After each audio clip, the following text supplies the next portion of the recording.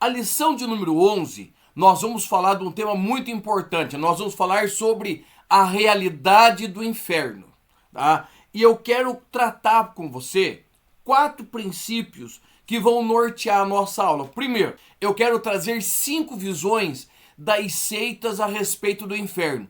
O que as seitas, o mundo não cristão e alguns cristãos pensam do inferno. Segundo, nós vamos falar sobre os pensamentos, as filosofias, principalmente a ideia do universalismo, que vai contra o pensamento apostólico. Terceiro, nós vamos falar de como a Bíblia vê essa ideia, o que a Bíblia fala do inferno.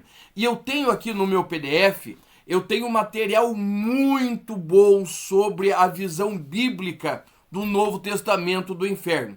E o quarto ponto que nós vamos abordar é a visão doutrinária, a doutrina teológica do inferno. E eu quero frisar principalmente a ideia de níveis de castigo dentro do inferno. Então fica conosco aí, tem muita coisa boa para nós na aula de hoje. A nossa lição é a lição de número 11, a realidade bíblica do inferno. E olha só, irmãos, antes de nós continuarmos, não se esqueça, toda a minha aula está aqui nesse PDF, certo? São 14 páginas que tem muito conteúdo bíblico, teológico, tá? Então pega aí, pede o nosso PDF, tá aqui embaixo na descrição do nosso vídeo, tá certo? Tem links, tem muita coisa boa. E não se esquece, se inscreve, compartilha e dá um like. Então vamos lá. A ideia de inferno é uma ideia que está presente na Bíblia desde o princípio, essa ideia do mundo dos mortos, lugar de descanso. Mas o que acontece? Eu sou de uma geração, eu sou da geração da década, eu sou de 78, então eu cresci ouvindo falar do inferno.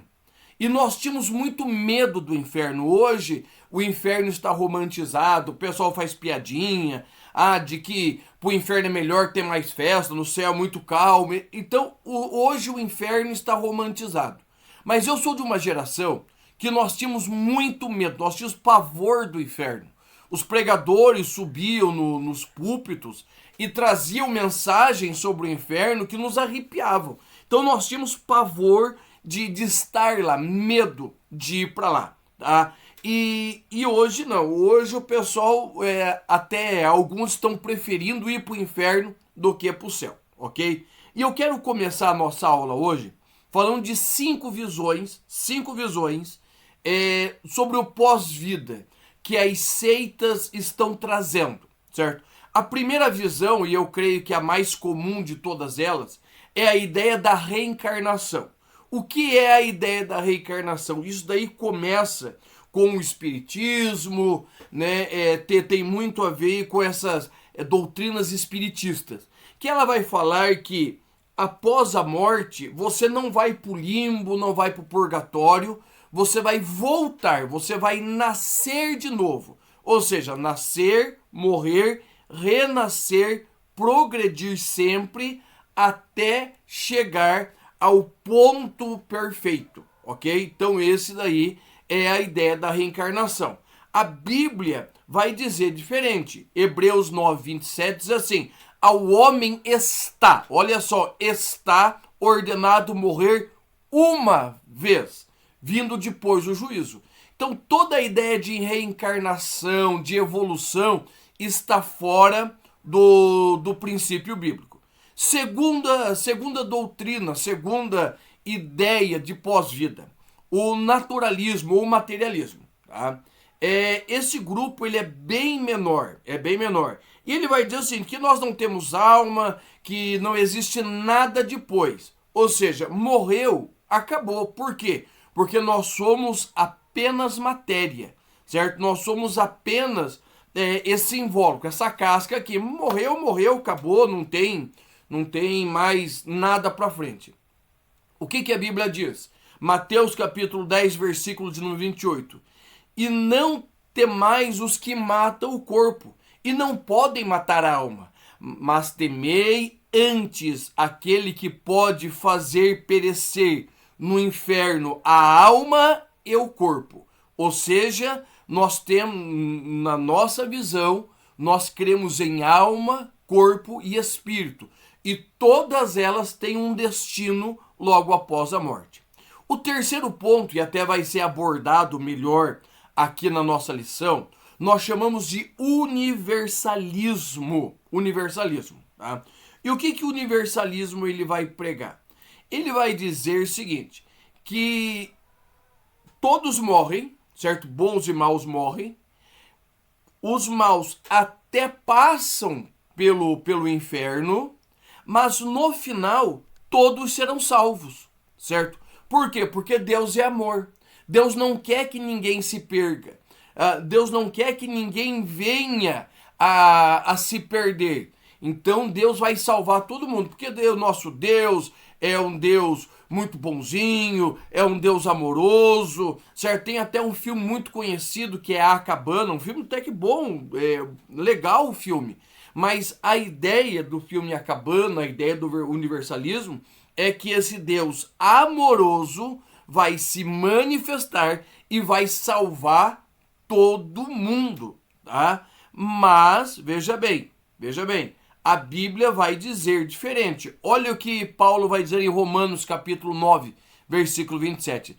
Também Isaías clama acerca de Israel, ainda que o número dos filhos de Israel seja como a areia do mar, o remanescente será salvo. Quando ele fala da nação de Israel, dos filhos de Israel como a areia do mar, fala da população em geral. Mas quem são os remanescentes? São aqueles que permanecem fiéis ao Senhor. A nossa quarta doutrina é uma bem conhecida nossa também, que é a ideia de purgatório, de expurgar o pecado. Tá? Essa é uma doutrina da Igreja Católica Romana, tá? E ela tem como base um livro apócrifo, ou seja, apócrifo é que não é inspirado, tem apenas na Bíblia Católica. Num livro de 2 Macabeus, capítulo 12, versículo de número 46, que vai falar de um lugar aonde os mortos morrem, e eles ficam ali. Dali eles vão derivar a ideia do catecismo católico, vai dizer assim, ó, os que morrem na graça e na amizade de Deus, mas não estão completamente purificados, embora tenham garantida a sua salvação eterna, passam após a sua morte por uma purificação, a fim de obterem a santidade necessária para entrar na alegria do céu, ok? Esse é uma doutrina falaciosa e errada que o catolicismo prega. Voltamos a Hebreus capítulo 9. Ao homem está destinado a morrer uma só vez, vindo depois o juízo.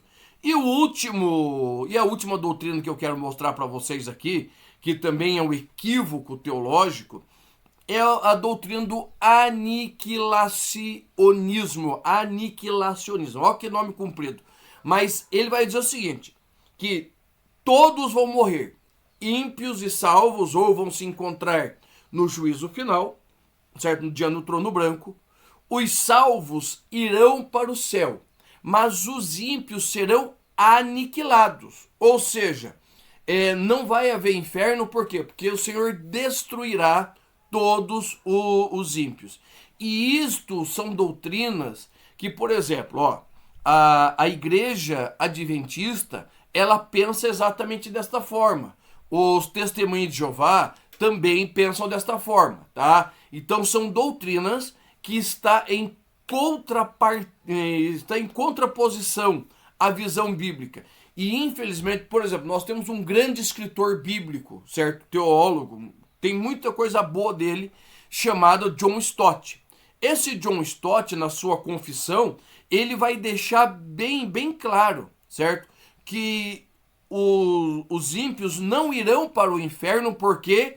Porque eles serão destruídos, certo? Eles serão destruídos e ali, irmãos, não haverá mais vida para eles, não haverá mais a eternidade, porque eles serão destruídos. Então nós temos aqui 5 das 5 mais conhecidas dentro das teorias e teologias, né, a respeito do inferno, que são errôneas, reencarnação, materialismo, daí nós temos universalismo, purgatório e, por fim, a ideia do aniquilacionismo. E isso são 5 doutrinas extra-bíblicas que afetam muito o nosso desenvolvimento cristão.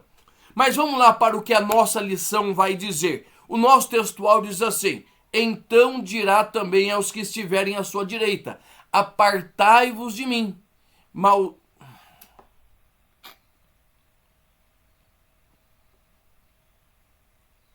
Então dirás também aos que estiverem à sua esquerda, apartai-vos de mim, malditos, para o fogo eterno, preparado para o diabo e os seus anjos. Mateus capítulo 25, versículo 41. A verdade prática diz assim: o inferno é um lugar real de dor, agonia e desespero. Sua realidade é um alerta para nós ao longo da nossa jornada. Irmãos, eu costumo dizer para o pessoal da igreja, quando a gente fala desse assunto, que o inferno, preste atenção, o inferno, como diz Mateus 25, 41, foi criado para ser um lugar de julgamento para o diabo e os seus anjos. O homem vai lá de intrometido. Por quê? Porque o que o Senhor preparou? O Senhor preparou um paraíso, um jardim de delícias. E o que aconteceu? Adão e Eva, por sucumbirem aos desejos do pecado, eles deixaram de buscar a Deus para para dar ouvido ao que a serpente falou, ok? Então vamos lá para o nosso primeiro subtópico. E o nosso primeiro subtópico, ele vai dizer bem assim: pensamento humano a respeito do inferno, tá?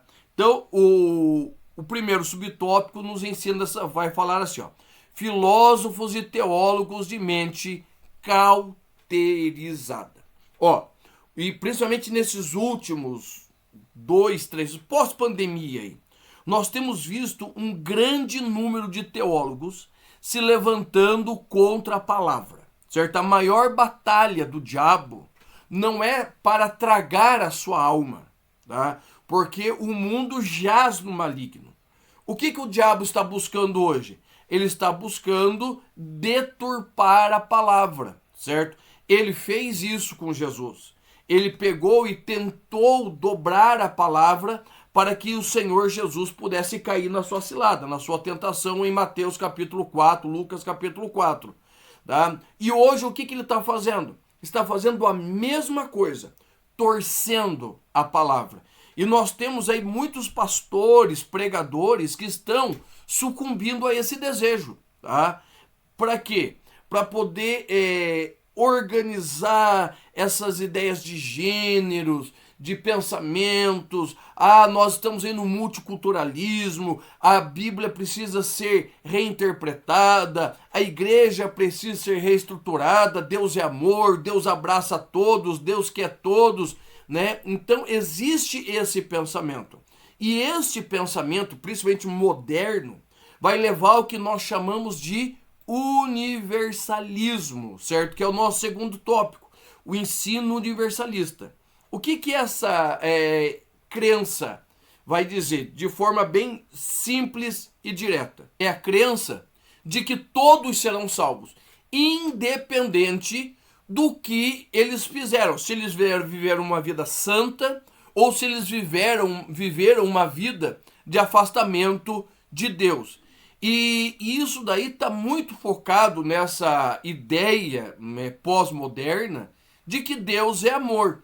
E o amor de Deus, ele vai cobrir todos os pecados, independente se a pessoa tomou a decisão de viver sempre contra a vontade de Deus ou se ela viveu sempre servindo a Deus.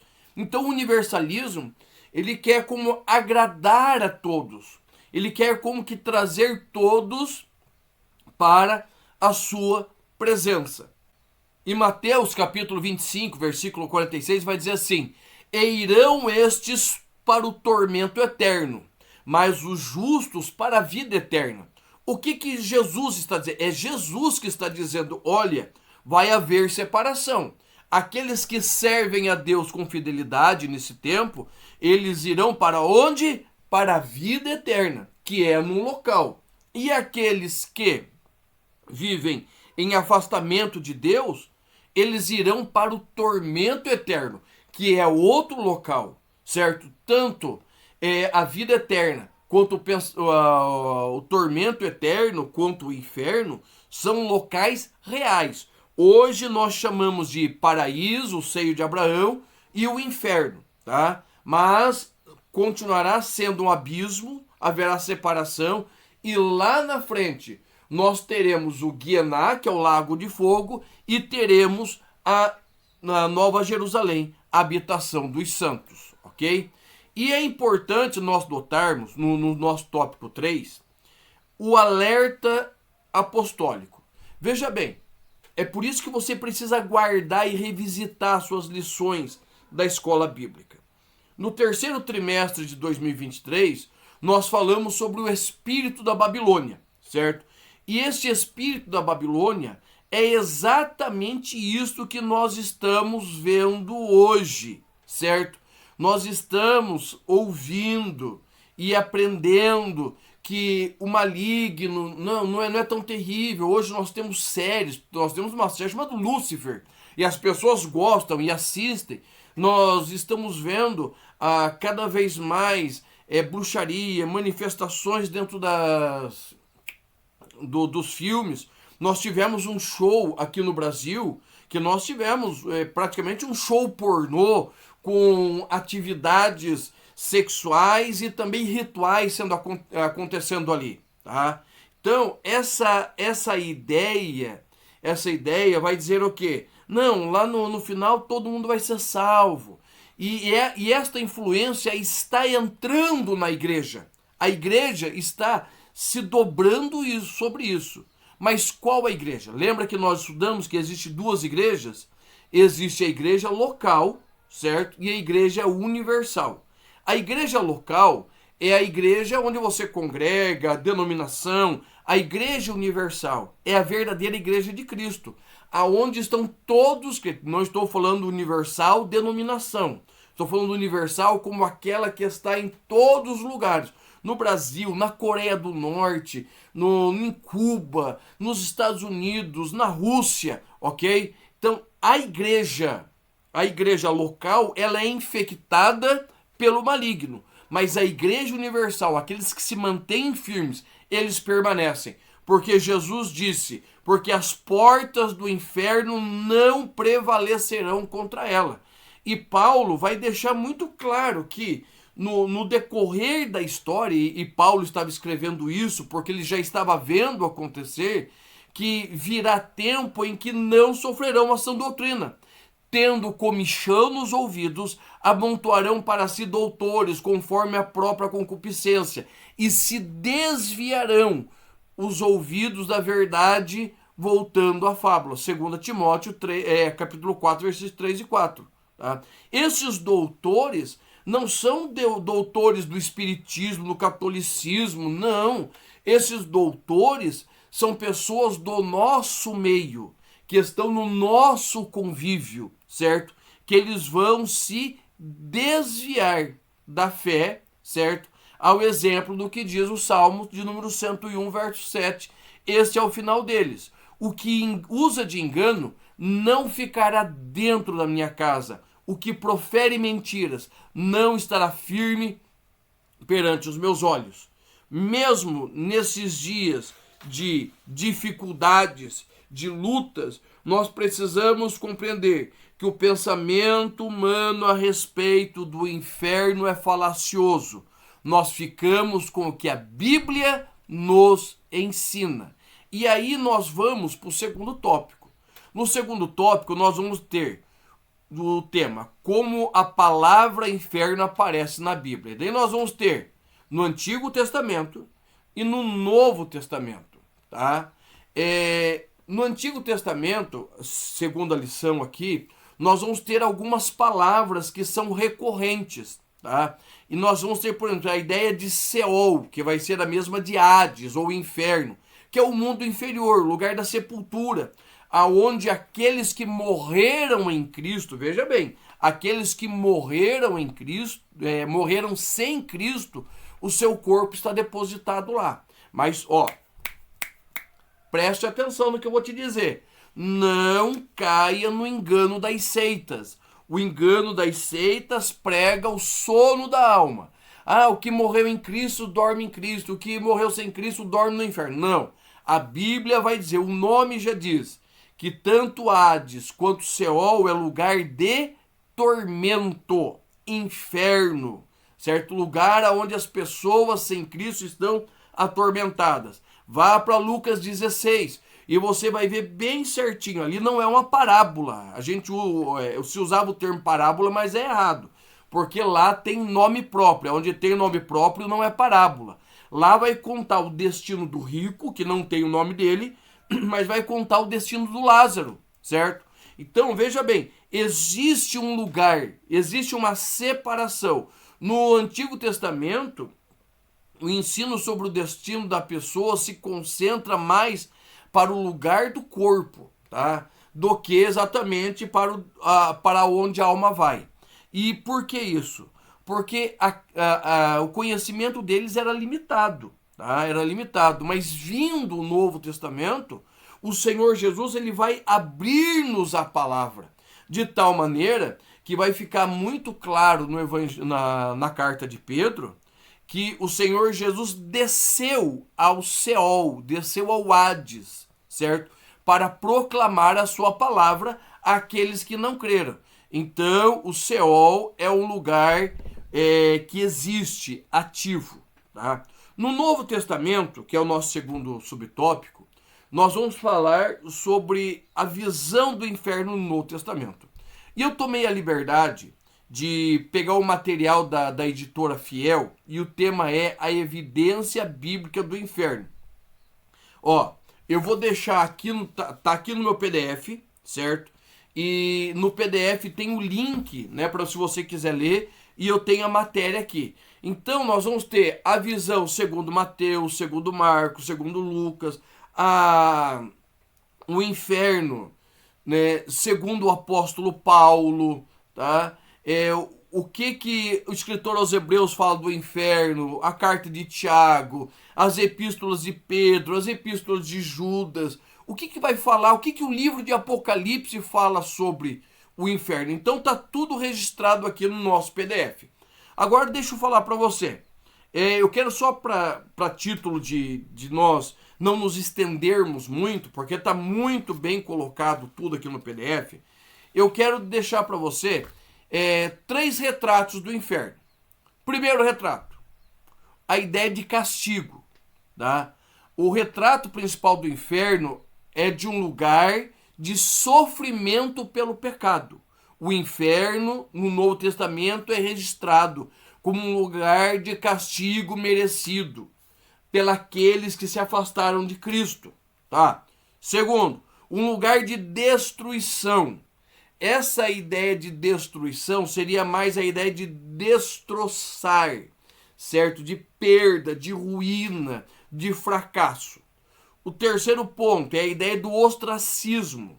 Enquanto o castigo ele vai salientar o lado ativo do inferno, o ostracismo vai mostrar o horror do inferno ao ressaltar o que? O que os incrédulos perdem. A própria razão da sua existência ao saber que não glorificaram a Deus, ok? A ideia principal do inferno é um lugar, não que Deus não possa estar lá, mas Deus não se manifesta lá. Então é muito importante nós marcarmos isso, tá? E no nosso terceiro tópico, nós vamos falar sobre a doutrina bíblica do inferno. Então veja bem, nós falamos primeiro do pensamento humano, depois nós falamos o que o Novo e o Antigo Testamento falam do inferno. Agora nós vamos falar sobre o que a doutrina, teologia, fala a respeito do inferno. O qual é o primeiro? O conceito bíblico de inferno, tá? O inferno é um lugar de tormento criado para punir Satanás e seus seguidores e destruir o pecado, tá? Ou seja, não é lugar para o homem, mas como o homem entrou pelo caminho do pecado, ele vai para lá também. Outra coisa, Deus não quer que ninguém vá para o inferno. Do Senhor, que o homem vá para o inferno, de tal maneira que ele manda Jesus morrer, ele envia Jesus para morrer na cruz do Calvário, para perdoar o meu e o seu pecado, todos aqueles que aceitam a Cristo. Mas veja bem, olha o que a Bíblia fala do pecado. 2 Tessalonicenses 1:9, lugar de castigo, ausência de Deus, certo? Segundo, lugar preparado para o diabo e os seus anjos, Mateus 25:41. Terceiro, lugar de completa escuridão, 2 Pedro 2:17. Quarto, onde há choro e ranger de dente, Mateus capítulo 8, versículo 12. É lugar de sofrimento comparado ao fogo que nunca se apaga, Marcos capítulo 9, versículo 43. Onde há destruição da alma, Mateus capítulo 10, versículo 28. Lugar com lago de fogo e enxofre para atormentar, Apocalipse 21:8. Ou seja, a visão do inferno, primeiro, não a presença de Deus não se manifesta. Deus está em todo lugar, mas a presença de Deus não se manifesta. Ou seja, é um lugar preparado para o diabo e seus anjos. Nós vamos falar de castigo daqui a pouquinho, tá? E a ideia de destruição da alma é como se a alma fosse todos os dias destroçada, certo? Fosse partida ao meio. Eu sempre, quando eu vou falar de inferno, eu procuro trazer um exemplo para nós aqui, tá? Não sei, quem é do sítio já teve isso, né? Você já conhece Berne, certo? Berne é uma larva que entra no corpo do ser humano e ele vai comendo por dentro. E você sente sendo comido, certo? Então é como se bichos estivessem te comendo, tá? Você já queimou tua mão com água, com óleo quente, certo? E ficou aquele ardor assim, aquele ardor contínuo, tá? Então veja bem, primeiro, existe o bicho que te come, existe o ardor do fogo, tá? É um lugar de trevas e escuridão, preste bem atenção. Para nós dormirmos, nós temos um lugar escuro, mas nós não vivemos no escuro. A escuridão não faz bem para o ser humano. Isso nos causa pavor. Então, verme que come, fogo que queima, a escuridão que nos atormenta e não a presença de Deus não se manifesta para clamarmos por socorro. E isto não é um dia, não é um tempo, isto é contínuo, tá? A Bíblia fala que o inferno é real, tão real quanto o céu é. E nós precisamos entender que só vai lá quem decide viver em contrariedade à vontade de Deus. Nosso segundo tópico, o que ensina essa doutrina? Tá, a doutrina da realidade do inferno. Eu vou pegar para você o que a nossa declaração de fé ela vai dizer. O que é a declaração de fé? Esse livro aqui, ó. Esse livro aqui. Declaração de fé das Assembleias de Deus. E ele vai dizer assim na página 197. O destino dos incrédulos e a condenação eterna. As Escrituras Sagradas revelam que o inferno é o lugar preparado para o diabo e os seus anjos, segundo Mateus 25:41. Lugar para o qual é destinado a alma do ímpio e de todos os que rejeitam o plano de Deus para a salvação. A palavra inferno vem do latim infernus, que significa lugar inferior. Foi usada por Jerônimo na Vulgata Latina para traduzir a palavra hebraica Seol do Antigo Testamento e a palavra Hades do Novo Testamento. Então, a realidade do inferno né, é um ensino integral dentro da Bíblia, certo? Toda a Bíblia ensina sobre o inferno. E ele é descrito como um lugar de tristeza, de vergonha, um lugar de dor, extrema agonia. Por isso, ó, veja bem, o ser humano irá para o inferno de maneira integral, aqueles que não aceitaram a Cristo, certo? Corpo e alma, porque o espírito volta para Deus, é a centelha de vida.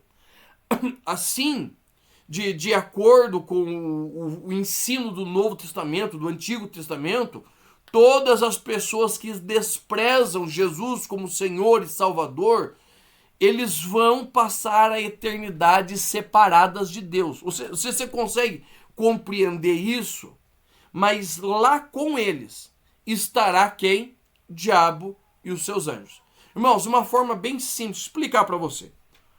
O diabo, Satanás, Lúcifer e os seus demônios, eles são anjos caídos. Anjos caídos.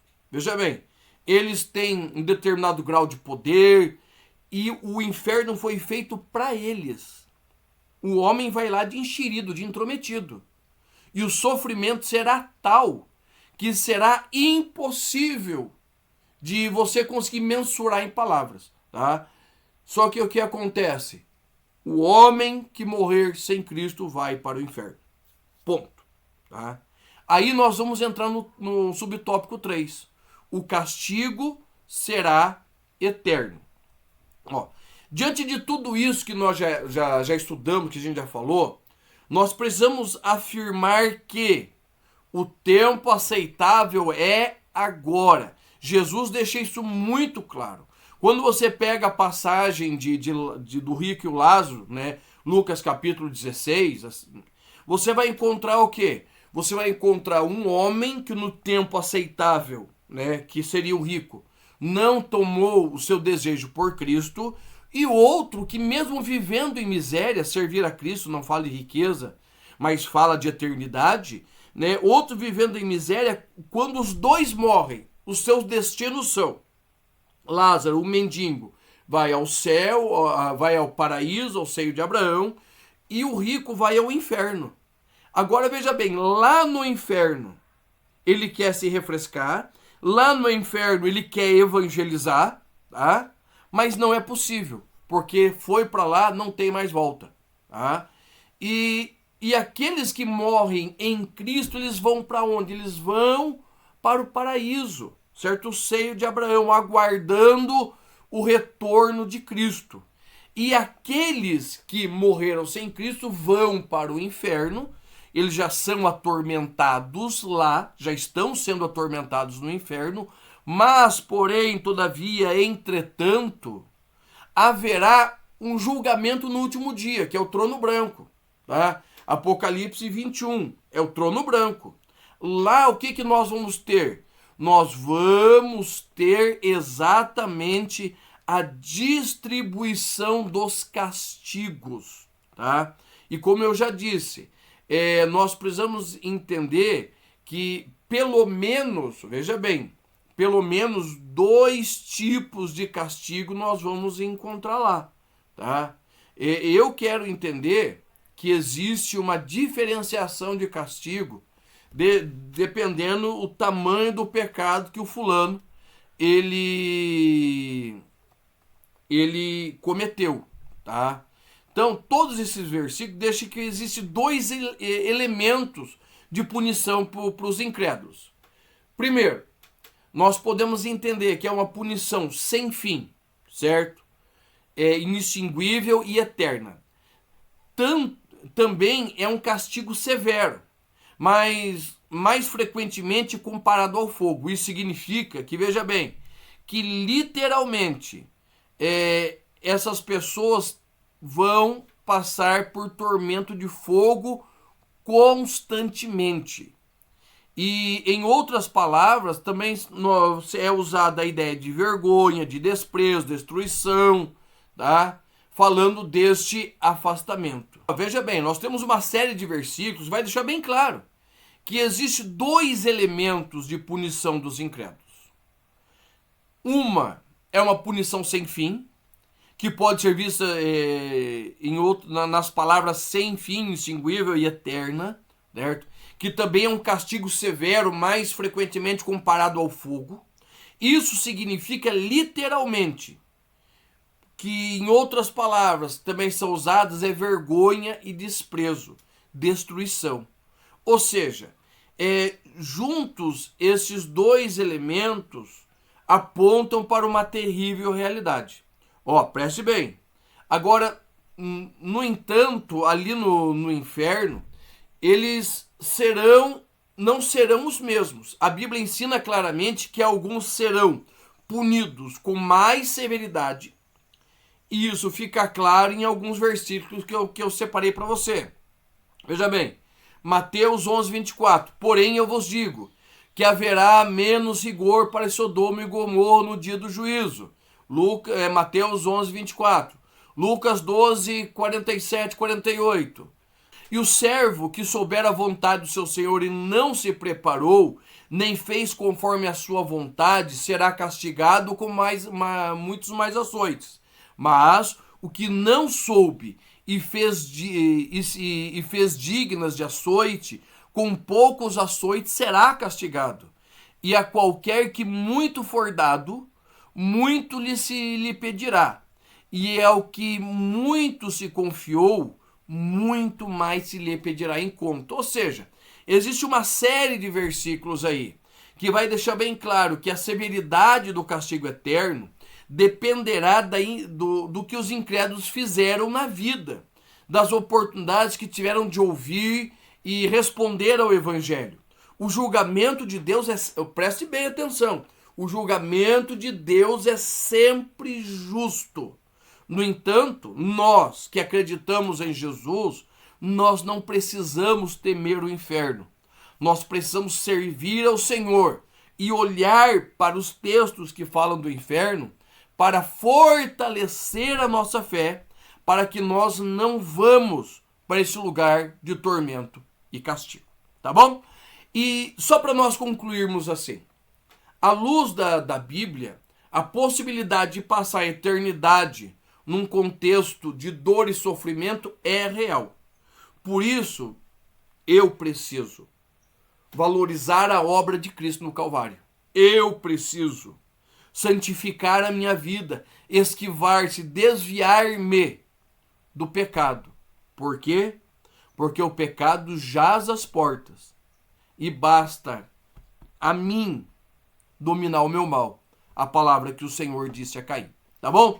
Deus te abençoe e eu te espero semana que vem na nossa Escola Bíblica Online.